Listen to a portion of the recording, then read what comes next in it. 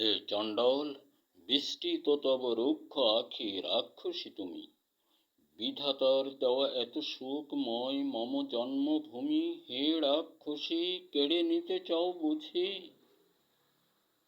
এটা 2016 সালে আমার লেখা ছিল,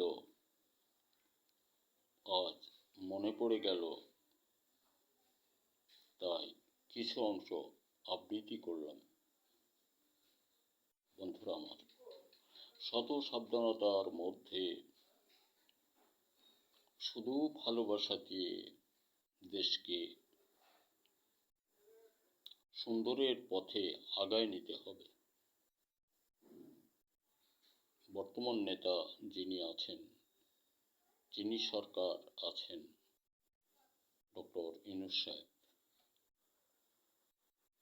নিজের জীবন সম ভালোবাসুন টোটাল জাতিকে এবং দেশকে।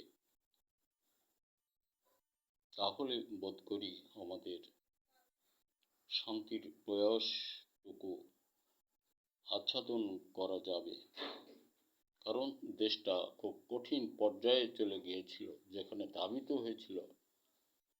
মাত্র আল্লাহ সাহায্য করেছেন, তাছাড়া উদ্ধারের কোনো পথ ছিল না। আর ওনাদের অনেক ভুলের কারণে দেশ ও জাতি উদ্ধার পেয়েছেন। এখানে ওনাদের অবুদ্ধিতার কারণকে সকলেই ধন্যবাদ জানান। দেশটা পেয়েছেন, নাইলে বোধ করি দেশ পাইতেন না। আর সকল ভিডিওতে আমি বলি, দেশের ছেলেমেয়েরা শুধু চাকরির সুযোগ হলে করতে হবে, তার আগে ছাত্রজীবনে লেখাপড়ার মাঝ দিয়ে যে কোনো কর্মকাণ্ডকে নিজের উদ্ভাবন দ্বারা ভালোবেসে ধরতে হবে। দিন যাবে, ভালোবাসাও ঘনীভূত হবে।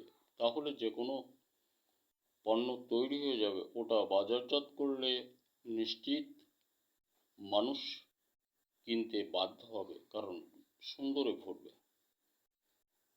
তাহলে দেশ চীন, জাপান, অস্ট্রেলিয়া, আমেরিকা এরকম সকল দেশের মতো উন্নয়নের দিকে যাবে।